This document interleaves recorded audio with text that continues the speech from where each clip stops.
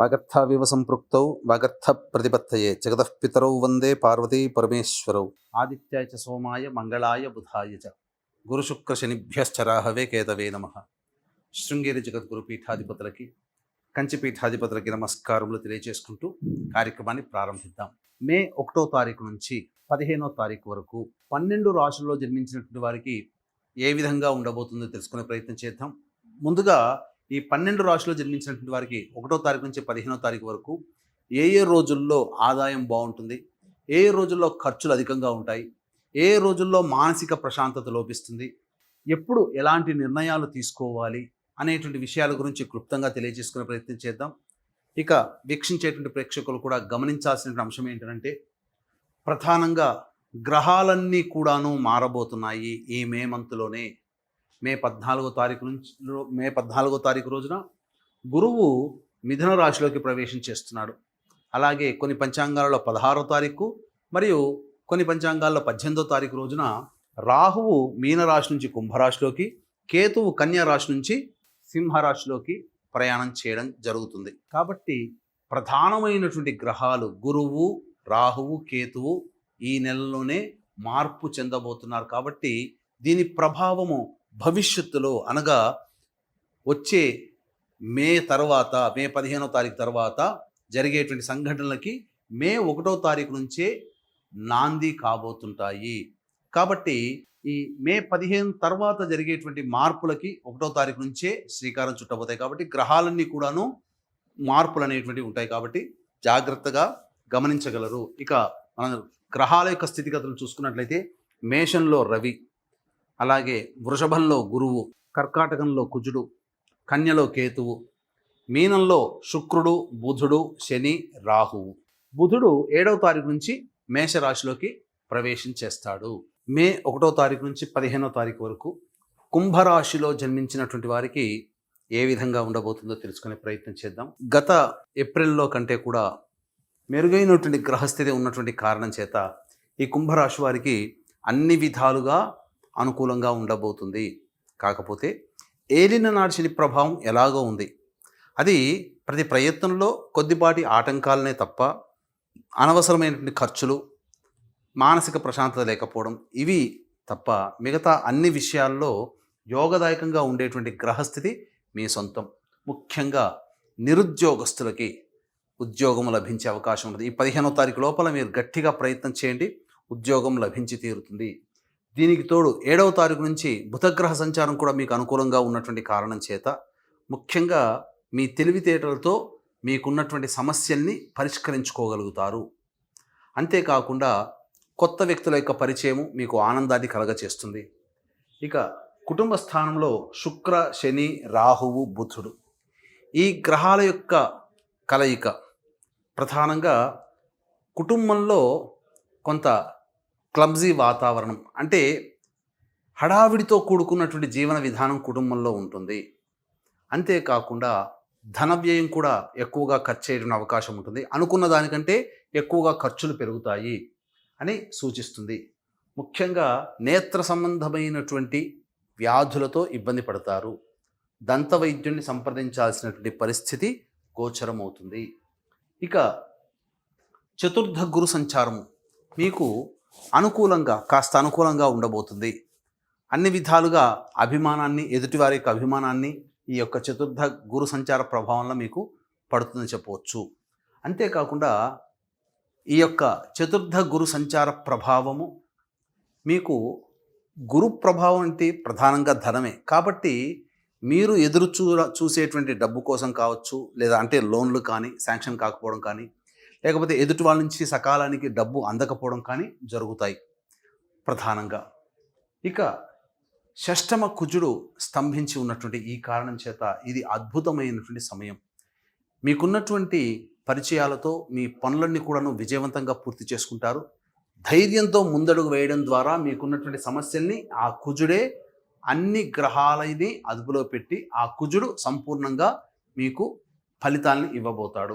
తర్వాత చెప్పొచ్చేది ఏమిటంటే, ఈ యొక్క కుంభరాశిలో జన్మించినటువంటి వారికి గ్రహస్థితిగతులు అనుకూలంగా ఉన్నాయి, పరిస్థితులు కొంత అనుకూలంగా ఉండవు.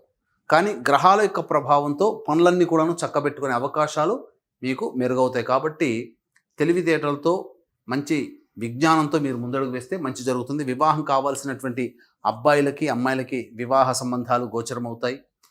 అలాగే విద్యాపరంగా ఉన్నటువంటి వాళ్ళు ఎక్కువగా శ్రమ కోరిస్తే తప్ప విద్యార్థులు పరీక్షలలో ఉత్తీర్ణతా శాతాన్ని పొందలేరు.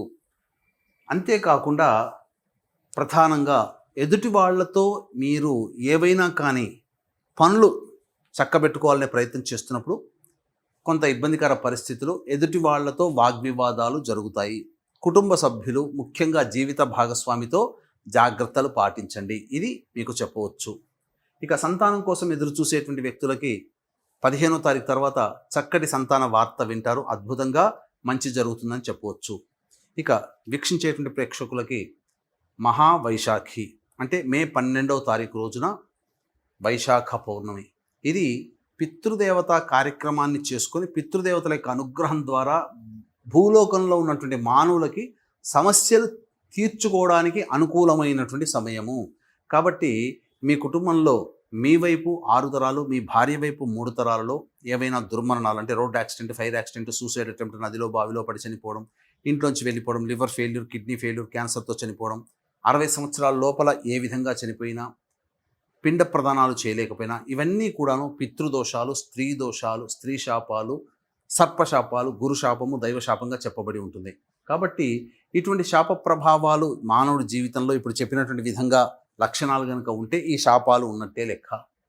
కాబట్టి ఈ శాప ప్రభావం వలన మానవుడు కుటుంబంలో సంతోషంగా గడపలేకపోవడం, అన్ని విధాలుగా ధనం ఖర్చు అయిపోతూ ఉండడం, ఉద్యోగం లేకపోవడం, వ్యాపారంలో నష్టం, పెళ్ళిళ్ళు కుటుంబ సభ్యుల్లో కాకపోవడము, దాంపత్యం అనుకూలంగా లేకపోవడం, సంతానం కలగకపోవడం, ఒకటా రెండా ప్రతిదీ మానవుడు ఏది బాధపడే సంఘటన ఉన్నా ఆ సంఘటనలకి మూల కారణం ఈ స్త్రీ శాప, గురుశాప, దైవశాప, సర్పశాప, పితృశాపాలు.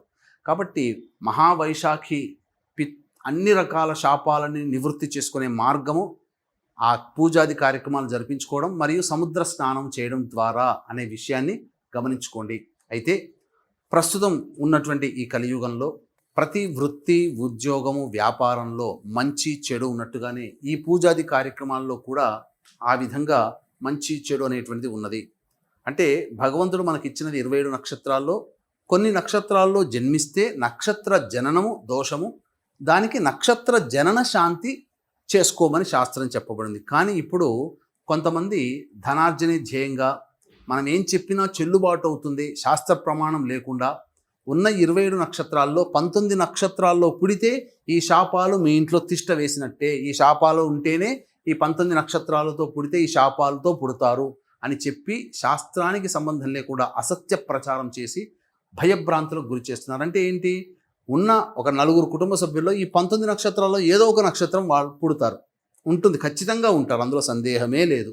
అందువల్ల సమస్యలు ఎదుర్కొంటున్నామంటే ఈ శాపాలే అనే ఒక భయానికి గురైపోయి భయంతో చేసుకుంటున్నారు తప్ప శ్రద్ధతో చేసుకోవట్లేదు. చెప్పేవాళ్ళు కూడా భయభ్రాంతులకు గురి చేస్తున్నారు. కావున అటువంటి మోసాల బారిన పడకండి. ఇది నయవంచన. అంటే ఈ పూజాది కార్యక్రమాలు కూడా పోని భయంతోనే వెళ్ళారు, కానీ జరిగేటువంటి నష్టం ఏంటంటే మామూలుగా 3 నుంచి 4 గంటలు ఉండాల్సినటువంటి ఈ శాప నివృత్తి కార్యక్రమ పూజా హోమాలు కేవలం 45 నిమిషాలు లేదా గంటలో ఒక్క బ్రాహ్మణుని పెట్టి పూర్తి చేస్తున్నారు. ఇది చాలా మోసం. అంతేకాకుండా దీనికి ఎలా అంటే ఇప్పుడు సత్యనారాయణ స్వామి వ్రతం శాస్త్రీయంగా చేసుకుంటే 3 గంటలు పడుతుంది, కానీ ఇప్పుడు అరగంట 30 గంటలో పూర్తి చేస్తున్నారు కదా. అలాగే తూతూ మంత్రంగా పురాణోక్తంగా ఈ పూజలని చేయిస్తున్నారు.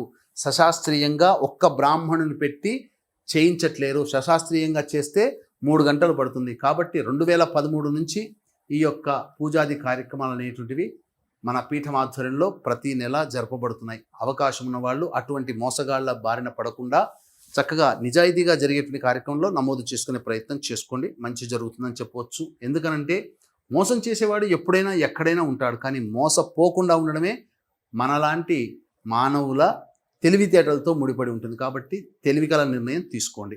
ఇక ఈ యొక్క కుంభరాశిలో జన్మించినటువంటి మహిళలకి అన్ని విధాలుగా సహాయ సహకారాలు కుటుంబ సభ్యుల నుంచి రావడము, బయట కార్యక్రమాల్లో ఇతరులు మీకు సహాయ సహకారాలు అందించడము అన్ని విధాలుగా ఆనందదాయకంగా ఉంటుంది. కాకపోతే శారీరక శ్రమ అధికంగా ఉండడం, మొహమాటానికి పోయి అనేక మంది బరువు బాధ్యతల్ని నెత్తిన వేసుకొని ఆ బాధ్యతల్ని కంప్లీట్ చేసుకోవడానికి ఎక్కువగా సమయం కేటాయించడం అనేటువంటిది జరగడం ద్వారా ఇబ్బందికర పరిస్థితులు ఎదురవుతాయి. మానసికంగా ఒత్తిడికి గురవుతారని చెప్పొచ్చు. కాబట్టి ఎంతవరకు చేయగలరో మొహమాటం లేకుండా అంతవరకే మీ యొక్క శ్రమని వినియోగించుకోండి, మొహమాటానికి పోకండి. ఈ యొక్క రాశిలో జన్మించినటువంటి మహిళలకి వివాహాది కార్యక్రమాలు మే 15 తారీఖు తర్వాత మీరు ప్రయత్నం చేసుకోండి, కుదురుతాయి. అలాగే సంతానం కూడా మే 15 తారీఖున మీరు కనుక ప్రయత్నం చేసుకుంటే చక్కటి వార్త వింటారని చెప్పొచ్చు. అన్ని విధాలుగా సాధారణమైనటువంటి మిశ్రమ ఫలితాలు ఈ యొక్క కుంభరాశిలో జన్మించినటువంటి మహిళలు పొందుతారని చెప్పవచ్చు. ఇక 1వ తారీఖు, 2వ తారీఖు, 3వ తారీఖు రోజున కనుక చూసుకుంటే మీ ఆరోగ్యం పట్ల శ్రద్ధ వహించాల్సినటువంటి పరిస్థితి. ముఖ్యంగా వృధా కాలయాపన జరుగుతుంది. ఏ పని ముందుకు సాగకుండా ఉంటుంది. అనవసరమైనటువంటి ఆలోచనలతోనే ఎక్కువగా కాలం గడుపుతారు అని చెప్పవచ్చు. 4, 5, 6, 7 తేదీల్లో కనుక చూసుకున్నట్లయితే రాని బాకీలు వసూలవుతాయి. అన్ని విధాలుగా ఆనందదాయకంగా ఉంటారు. మీ ఖర్చులకి అలాగే సమస్యలకి మించినటువంటి ఆదాయం లభించడం ద్వారా అన్ని సమస్యల్ని పరిష్కరించుకోగలుగుతారు. ఎన్నాళ్ళ నుంచో ఎదురు చూస్తున్నటువంటి డబ్బులు కానీ లోన్లు కానీ శాంక్షన్ అవుతాయని చెప్పవచ్చు. ఇక 8, 9, 10 తారీఖుల్లో కనుక చూసుకుంటే మానసికమైనటువంటి ప్రశాంతత లోపిస్తుంది. వృధా కాలయాపన చేస్తారు. ఒక జిగ్జాగ్ లాగా ఉంటుంది. ఏ పని చేయాలన్నా సంతృప్తిగా ఉండదు. అన్నిటికంటే మించి మీకు ధనము అధికంగా ఖర్చు అయ్యే అవకాశాలు గోచరమవుతున్నాయి. 11, 12 తేదీలో కనుక చూసుకుంటే సంతానం మూలకంగా విభేదాలు, ఖర్చులు, సమస్యలు పెరుగుతాయి. అలాగే మీరు దూర ప్రాంతాల నుంచి కొంత చెడు వార్తలు వినాల్సినటువంటి పరిస్థితి గోచరమవుతుందని చెప్పవచ్చు. ఇక 13, 14, 15 తారీఖులో కనుక చూసుకుంటే చేస్తున్నట్టు వృత్తి, ఉద్యోగ, వ్యాపారాల్లో ప్రోత్సాహకరంగా ఉంటుంది. అందరి సలహాలు తీసుకోవడం, అందరి సహాయాలు పొందడం ద్వారా మీకున్నటువంటి సమస్యల్ని పరిష్కరించుకోగలుగుతారు. ధనాదాయం కూడా చక్కగా ఉంటుంది. ఏతావాత చెప్పొచ్చేది ఏమిటంటే ప్రధానంగా 8, 9, 10 తేదీలలో అలాగే 1, 2, 3 తేదీలలో ఖర్చులు అధికంగా ఉంటాయి కాబట్టి జాగ్రత్తలు పాటించండి అని చెప్పవచ్చు. ఇక ఈ యొక్క కుంభరాశిలో జన్మించినటువంటి వారు సమస్యల పరిష్కారం కోసం ప్రతిరోజు కూడాను దత్త అష్టకం రోజుకి 3 సార్లు పఠించండి. సమస్యల్ని పరిష్కారం అవుతాయి. సర్వం శ్రీ ఉమామహేశ్వర పరబ్రహ్మార్పణమస్తు.